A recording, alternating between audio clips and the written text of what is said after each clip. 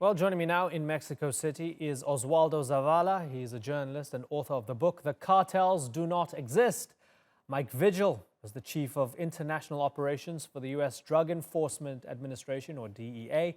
And in Washington, D.C. is Malcolm Beith. He's the author of The Last Narco, Inside the Hunt for El Chapo, the world's most wanted drug lord. Gentlemen, thanks for joining us on the Newsmakers. Oswaldo, let me start with you. Life plus 30 for El Chapo. Is that fair sentencing? Well, I believe the prosecution was successful enough to prove that El Chapo was, of course, a trafficker, an important one in the history of Mexico. But, I believe there are many contradictions in what went on in the trial that, at least from the Mexican side, seem rather unanswered. And the sentencing for many people, of course, seems fair, life in prison, perhaps for a man of that level of criminality. But there are many questions pending for us, in particular, especially about the money. So where is the money? Nobody has been able so far to find any money connected to this man. And I believe there's the pending task on the U.S. and the Mexican side to prove to what real extent did his criminal enterprise reach. At some point they told us that his criminal organization reached to over 50 countries in the world, and yet there's very little money to his name.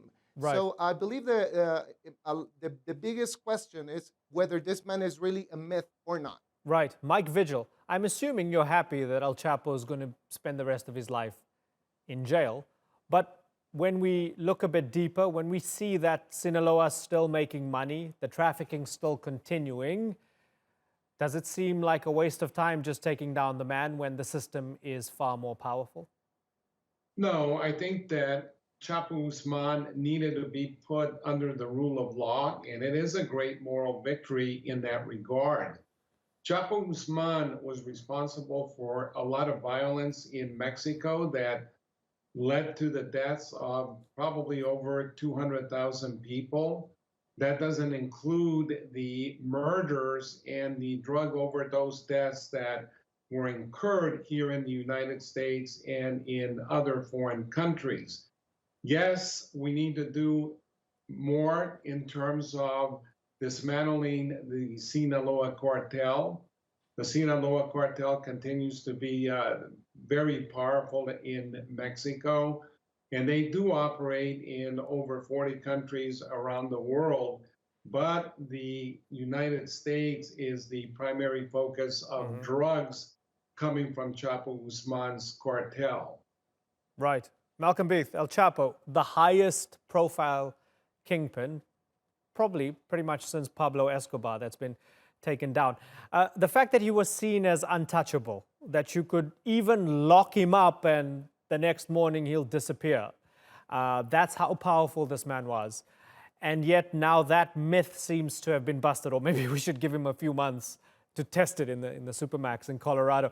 But the fact that he's been taken down, is it more symbolic or is it also tangible in addition to the symbolism? I think it's very tangible. It's hard to resist being a sort of negative, sitting there going criticizing U.S. policy and saying the drug war has failed. But the truth is that the fact that Chapo Guzman, a man of his stature, of his power, of his criminality, was extradited, faced trial, lost his case. The U.S. government proved their case clearly, without a shadow of a doubt.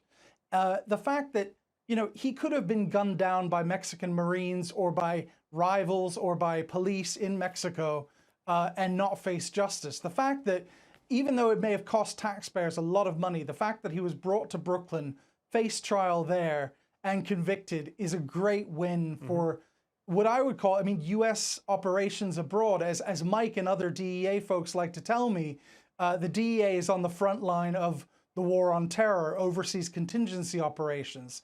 That means the checks and balances of the courts are being used against, the possibility of abuse of force. Right. But and Malcolm, it's a great victory. It's not just Malcolm, symbolic. The fact that it's business as usual for Sinaloa and the other cartels. he's been replaced at the very top. It's like, okay, you get rid of the CEO, there's a new CEO, and everything keeps on flowing as it was. Doesn't that depress you? Absolutely, and we know that it will keep flowing as it was. I saw some positive signs when I was researching my book, The Last Narco, back in 2010, 2012. After that, where the holes were being punctured in the hierarchy, those were some positive signs.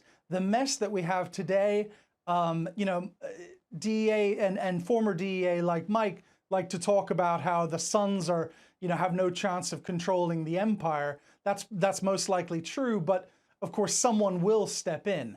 Right. Yes, it's depressing, but it's not futile. Right. Oswaldo Zavala, in the El Chapo-sized vacuum, what's it like?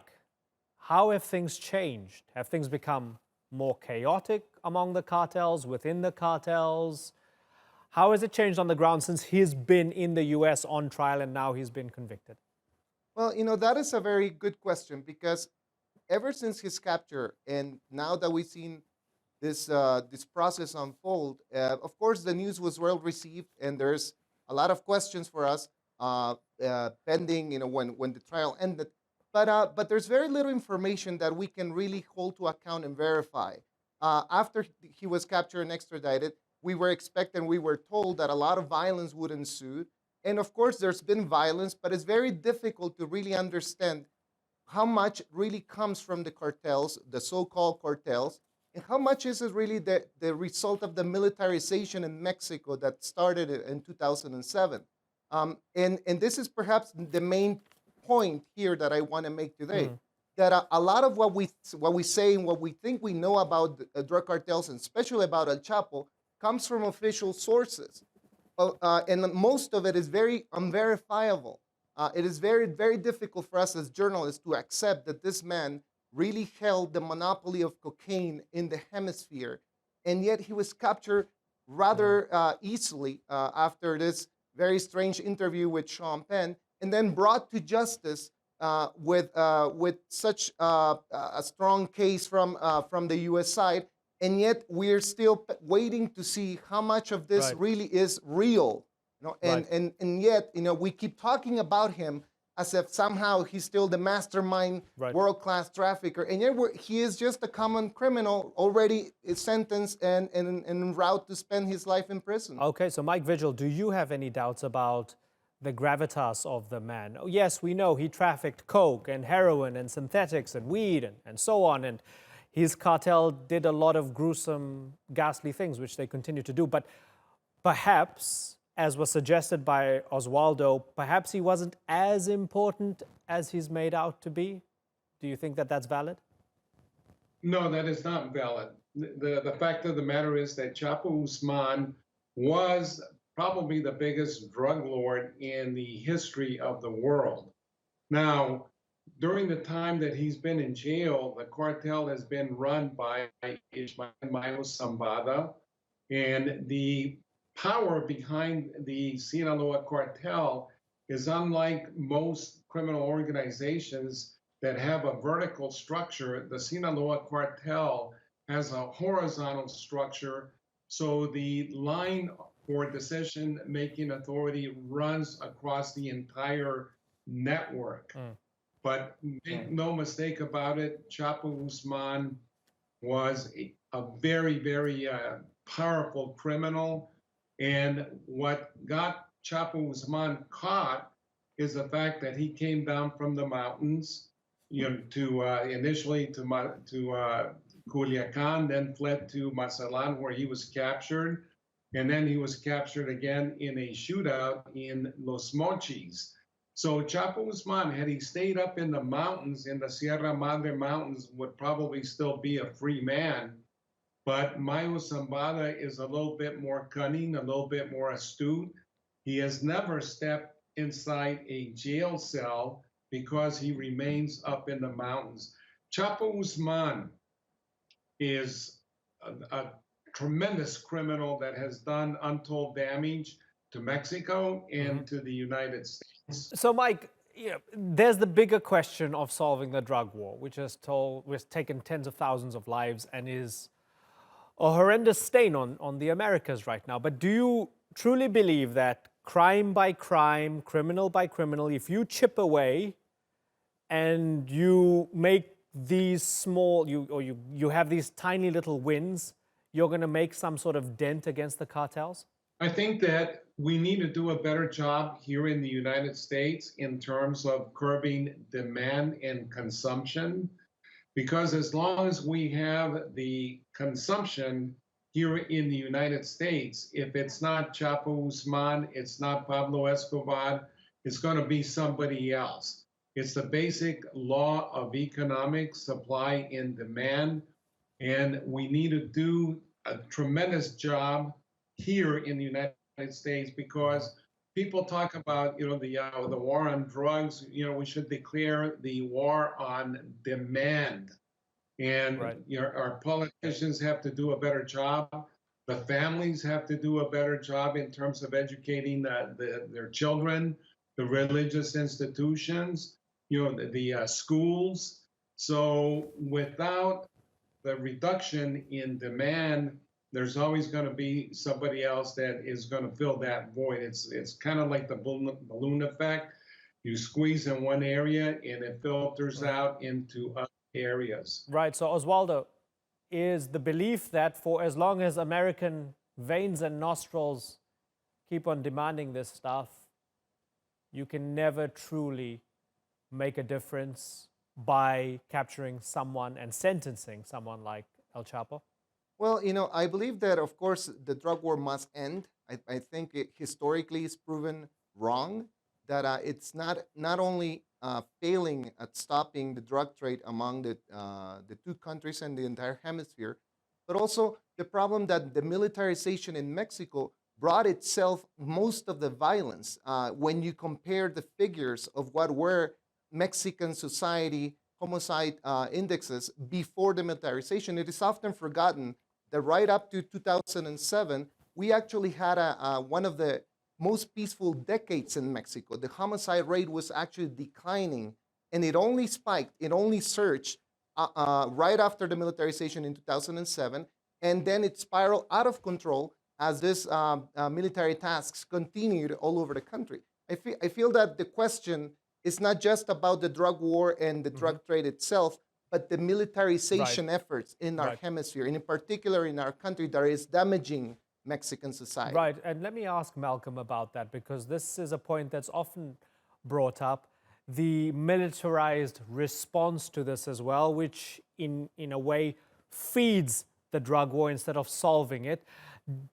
We see the violence of the cartels. It's grotesque, it's gruesome, chopping off of heads, it's almost medieval, almost putting them on a pike outside the gates of the city, right?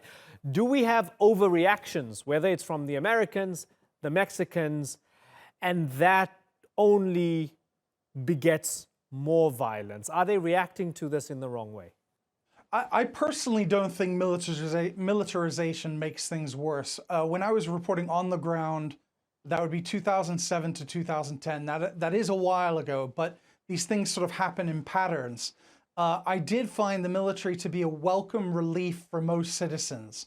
You have to understand, I think, that beyond just being drug cartels, what's going on is you have basically, it's a type of war. It's a simmering conflict, a small war, where the cartels have their own propaganda groups. They hang banners opposing the government. They spin propaganda. Osvaldo mentioned that the Mexican public may not have seen all the evidence it wanted to against Chapo Guzman. Well, that's because he's built up a mythology. The facts are there, but he's also built up a rumor mill around him. And the military combats that, but just by, it's not just the actual military in the streets, patrols and raids, it's their presence which gives a sort of a sense of confidence. And I remember looking at polls nonstop throughout that period, and recent polls I've looked at too, but lest, I don't follow it day to day.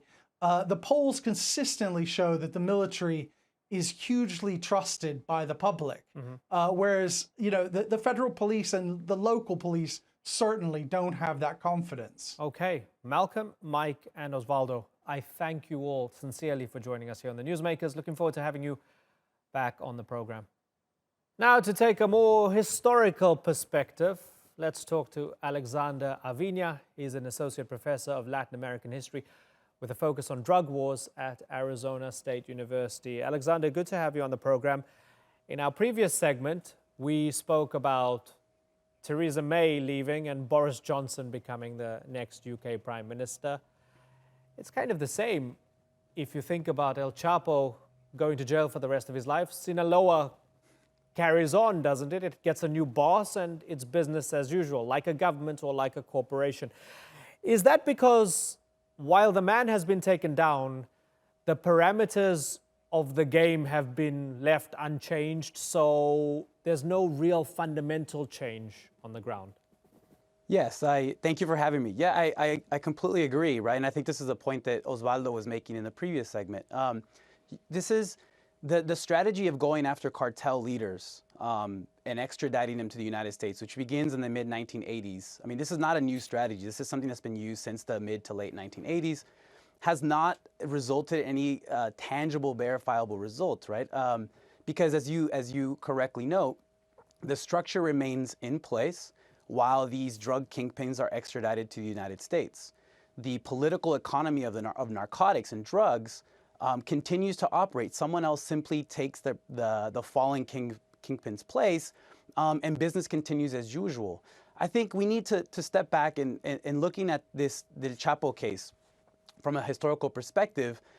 We need to look at the structure, the political economy of narcotics. We cannot individualize a complex history and political economy by just focusing on El Chapo. If we do that, then a lot of people who are involved in this system are not held culpable or not held responsible for their role in perpetuating this. The drug war, in my opinion, is a war against poor people. And by focusing only on El Chapo, we let the system and individual actors off the hook. Do you think that the Trump administration, that Lopez Obrador, that Duque and others who are leading countries further south, all along that supply chain, do you think that they're asking these deeper questions about solving the fundamental root causes? In general, no. I mean, I think there's definite differences. Lopez Obrador, when he was campaigning to be president of Mexico, was talking about a new approach to drugs. He talked about legalization. He talks about hugs, not bullets, abrazos, no balazos. But in large part, he's continued the same militarization policy that his predecessors initiated, right? And you could also make the argument that he's amped this up by creating something called the Guardia Nacional, the National Guard, as another military force that will directly take on the problem of drug production and drug violence in Mexico. But the broader structure is left intact. These bigger questions are left unasked and, more importantly, unanswered.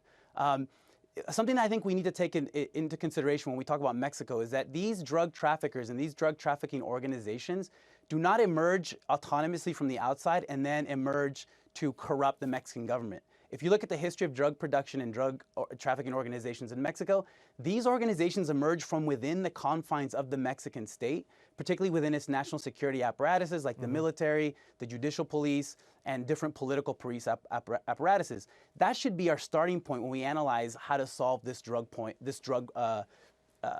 violence issue. That, and also taking into consideration, why are everyday people in the mountains of Mexico turning to the growing of marijuana and opium poppies as a way of making a livelihood? Yeah, but very simply, would you accept that this is justice for somebody whose sibling OD'd on drugs that made it all the way up to the US through El Chapo's supply chain, or somebody whose son took a bullet to the head that was from the cartel? This man spending the rest of his life in Supermax prison is justice for those people affected? Quite possibly. I think in a direct situation like that, then we could consider that it's a form of limited justice. But if we're looking at it from a broader perspective in terms of whether this is going to have a broader, meaningful, positive impact on the drug war, it's minimal. It's not. It's a negligible impact. But I can understand the perspective of someone who has a direct tie to this and feeling like they achieve some sort of justice.